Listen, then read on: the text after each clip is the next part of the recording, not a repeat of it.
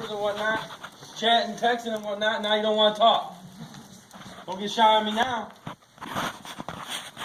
Anyway, I don't want to talk about a few things. Something that Ray said to me that I love, and I'm going to say it because he forgot to say it, but that's okay because I'm going to say it for him. But Ray's the one that said it. He says, put labels on cans, not on people.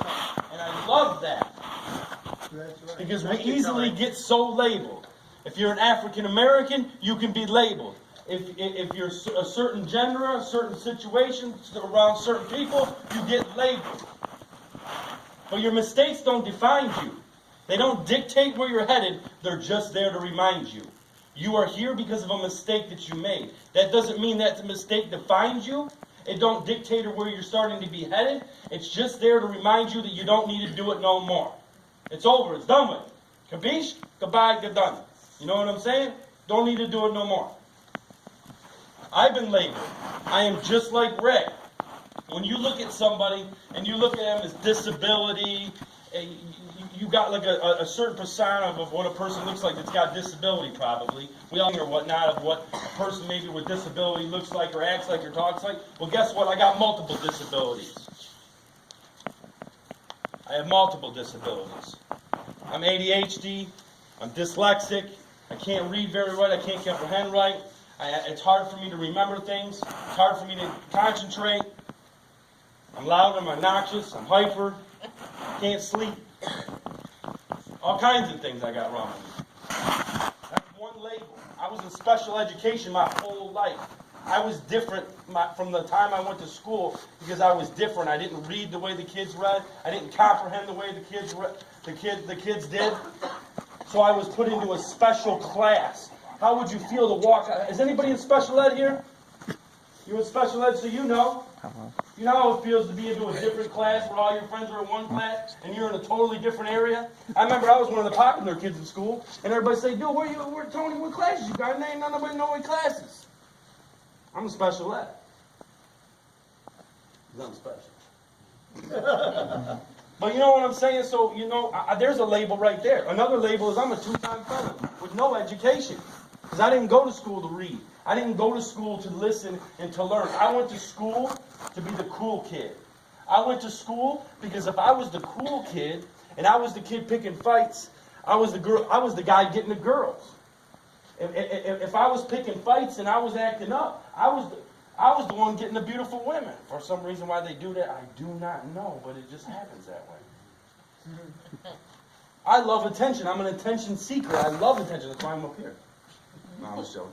But no, seriously, I love attention. And from my past and my insecurities at home, and you know, I'm not going to talk about, I used to come here and talk about my gangster life and used to, you know, not glorify it, but talk about it. And then, you know, use it as a tool. But you know what? What did I just say? I rise above the past and make a difference, or I can stay in the past and make excuses.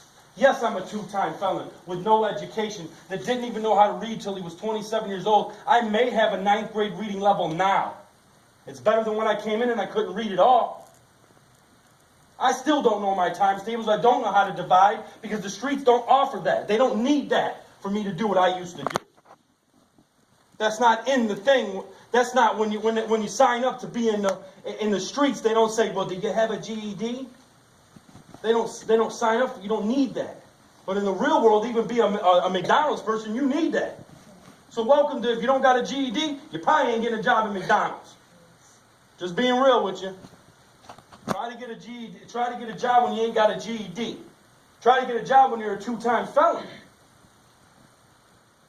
It just don't work out. See, I didn't know all these things growing up. But all I wanted to do was seek attention from my peers because I wasn't getting it at home. I wasn't getting the love and affection that I felt that I needed at home. And I wasn't, but it ain't no fault of my mom or dad's. They just was raising me the way that they know best how. They still didn't mean my mama didn't love me no less.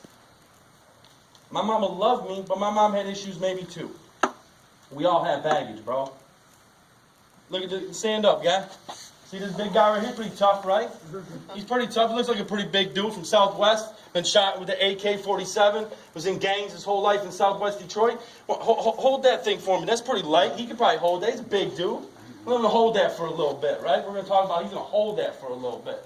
That's no big deal. Do some curls. Ain't no big deal. He's going to do it up. But what I want to talk about with you real quick is, I asked a few people what they did in here and what was going on. There's a great, great thing that I heard in a movie once. And it said, the world will give you all the tools you need to destroy yourself. I'm going to say that again. The world will give you all the tools you need to destroy yourself. That was from that movie, All Eyes on Me. I bet you all seen that movie, All Eyes on Me, but you didn't catch that part. You just catch the glorifying what Tupac is doing in his life and this and that. You didn't catch that part. See, I look for the inspirational, because in every movie there is inspiration in things. It's what you're gonna look. It's what you're looking for. Is what you're gonna find. And when I went up and watching Menace to Society and Boys in the Hood, when I wanted to live that life, I was looking for a certain type of thing, and I got that certain type of thing. Until I got older and lived that certain type of thing, I started to realize what that message really meant and what really happened. See, it's starting to get a little heavier now, ain't it? Now he needs to put it over as, it's getting a little heavier. Holding on to things. This is what we do. We hold on to things. And at first it's light, it's no big deal, we can handle it. But as we go through life and as we get older, it gets heavier and heavier. You can put it down now, I know it's getting too heavy for you, bro. But you know what I'm saying? Like, right now, you got probably some, from the people, and I'm not calling people out or nothing, but if you're doing the things that you're doing, seeking attention in certain ways, it's probably because you got some insecurities in your life. I had them. It's no shame. I can say that it's no shame to have insecurities. That you want to look a certain way, you think you need to look a certain way because Beyonce or so-and-so looks a certain way. What did I say? The world will give you all the tools you need to destroy yourself. You look at these people and the way they live and the way they got and the things they got, and at a certain age you should be a certain way and you should have a certain amount of things and you should have this and you should have that, because this is what the world tells you need. This is what you need to look like. This is what you should have. And if you don't, you're different, and you're not making it. That's wrong. And I'm here to tell you that's wrong. You're each individually created and made for a purpose and a plan that God has for you. And you just need to strive and find that and figure that out. I was 27 years old, ready to kill my life, end my life. Because I thought I was done because I had nothing. And the world took me and chewed me and spit me out. And, I went through that life with that chair, holding those things, those insecurities, those secrets, those insecurities and those secrets. I held them for years. For years. Yes, sexually abused, physically abused, mentally abused. I'll tell you right now, you can physically abuse me all you want. After a while, it doesn't hurt no more. You become numb to it. And I can actually thank my stepfather for doing that, because of doing that and because of getting bullied by the kids when I was young in my trailer park, by getting bullied in the trailer park and things, it made me numb because I wasn't I was a scrawny little kid. But I was able to take a punch. You know what I'm saying? And, I'm thankful today that, but mental abuse is the worst. Because that instills something in you. When I was told you're never going to amount to nothing, you're special, look at you, can't even comprehend, look at you, you little punk, you ain't never going to be nothing, you're going to be just like your father. You're going to be just like your father. Well, what's wrong with my father? Oh my God, you hear these things, it's instilled in you, and the fear gets instilled in you. Fear is a dangerous thing if you allow it. And we all have it. We all have it. But guess what fear stands for? Future events appearing real. They're just future events appearing real. They ain't real. The fear is what you make it and what you allow it to be in your life. And I know it's easier said than done and whatnot. I get it. But it's just anything else. You got to work it out. The only way to conquer the fear is to have the fear, conquer the fear head on. I mean, to you it sounds so silly, but to me it's profound. When I was younger, I used to go go-karting all the time with my dad. I was about 10 years old. My dad cut me off in the go-kart. I fell, blew through the tires, and hit a tree and bumped my head, right? Definitely scared from that moment on because it hurt and it was scareful. It was scareful and all that. It was scareful at 10 years old to do that. Never wanted to do another go-kart my whole life. I'd be a gangster on the street, pistol whipping people and stealing dope dealers' money, but you ain't catching me on a go-kart. You know what I'm saying? I mean, I will go into a man's house, doing some dirt. You ain't catching me in a go-kart, bro. And you ain't catching me on one of the Cedar Points, bro. Them rides, I ain't doing them rides. You can keep them rides. Fear will cripple you and keep you from doing things. See, at a young age, I was instilled that I was going to be nothing, that I'm a special ed student. I'm labeled as a special, that I'm never even going to be nothing more but a janitor. I'm not saying janitors are not good, but you're only going to be certain, you're lucky to be even this. You know? And when you have that fear and you're trying to do things in your life, that always creeps up in the back. But I'm here to tell you, you can be whatever you want to be. Michael Jordan didn't even make his high school basketball team. He didn't make it. They told him, no, you ain't going to make it, sir. Try again. This ain't for you. Go look it up. He did that. But he didn't take that no and live on that no. He took that no and said that I got to work harder. I need to work harder. And that's why Michael Jordan is who he is today, and who he was, and why they have tennis shoes that he makes millions and billions of dollars over. Because you know what? He was at practice 3 hours before practice, and he was at practice 3 hours after practice. That's why Michael Jordan is Michael Jordan. You know what I'm saying? And you can be whatever you want to be in your life. But you're going to have to work hard at it. You're going to have to work hard at it. Now, I don't know what you guys think about, let me ask you a question here. How many of y'all listen to rap music? Only a couple of you guys listen to rap music? That's crazy. You would listen to, oh man, listen to rap music. Okay, anyways. Who likes T Grizzly here? I've been doing these talks a lot, so that's why I know who T Grizzly is. I don't listen to the garbage, I just know what it is. You know what I'm saying? So I asked some kids, they were like, T Grizzly, yeah man, he's the dog, man, he's a gangster, bro. I had to look this cat up. He's from Detroit, right? I looked this cat up. From Dearborn. Yeah, I looked this cat up. His mama did 15 years in prison.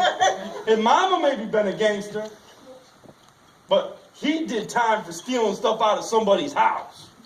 But he a gangster. And he do it with no effort because it don't sound like no effort. I'm sorry, I say it to T Grizzly face. You ain't got street cred, bro. I don't know any of the cats that know who you are. But you over there slanging that money like it ain't nothing but a gangster bar. It's all cartoon. It's garbage. They want to tell you how this life is with the Bentleys and the women and the this and that and the money, but they don't tell you. This is what they don't tell you in that music. They don't tell you that when you're out there slanging dope, that you got other guys that have other houses and other areas, and that when you step on their turf, and if you're making more money than them, that they're trying to get at you, and they're taking pretty little girls and giving them the money to come over and hang out with you and your crew to trying to figure out exactly what you got going on. And these girls will have sex with you, they will like you, and they will do things for you to think that you like them, so they can find out where your stash is and what your routine is. So that they can come up in your house at 7 o'clock in the morning like they did my boy and shoot him in the head. Right here in Westland. Don't think it don't happen only in Detroit. Because it don't. It happens right here in Westland. Happened right on Avondale and Wayne Road. Walked up in his house 7 o'clock in the morning. Boom! Gone. Called me 3 days before. Like, bro, they keep coming by my house. They blew out my girl's windows. What am I going to do? I said, bro, you need to get that money and get out of there because they're coming for you. Oh, they ain't coming for me. What are they going to do to me, dog? They ain't going to do nothing to me. Oh, they going to put their hands all over you, bro. Trust me, I know them cats. I know what they about, and they going to make an example out of you. And that's exactly what they did, and the man don't live no more. That's the kind of stuff they don't tell you in the song, man. They don't tell you that, yeah, you get the girl, you're hanging out with the girl, next thing you know, the girl gets pregnant. Uh-oh, now the girl can't go to the club no more and hang out and drink bubbly with me, so now I need to go hang out with her sister and hang out with her cousin, and because she ain't having no fun no more, and that's what? $125 a month for diapers and wipes? I ain't got that kind of money for that because I got to smoke this herb. Try a week. You know, a week. No, I'm not having kids, so I know how much it is. You go on Honesty Company, you get the deal, you know, blah, blah, blah. But what I'm saying is they don't tell you about the struggle. They only want to tell you about the hustle. They don't want to tell you about what happens after. And when people are, what happens is I'll be real with you. I don't like to tell my story too much. But in my story, I got raided 3 times, and I thought I was smart, man. I had this thing under control, and I took care of my people. I hooked them up. But guess what? It don't matter. When those cops put you in that room, and they sit you in there, and they lie to you and tell you, guess what, bro? You're going to get 25 years, bro. You was caught with 100 Vicodins, a little bit of cocaine, and some weed. You're hit, bro. You're done. It's over. So you better give somebody up. Because you're going to do some time and money and all that. Oh, dude. And these guys are tweaking probably when they get caught. So you know they need to get another fix in them. They ain't fitting to go to, they don't want to go in and sit in the jail. You know what I'm saying? So they snitch. Every time I got busted, got snitched on. My circle got smaller and smaller because I couldn't see what happens is when you get snitched and you get raided and they take all your stuff and everything, the dope man don't say, oh, dog, don't worry about it, dude, you don't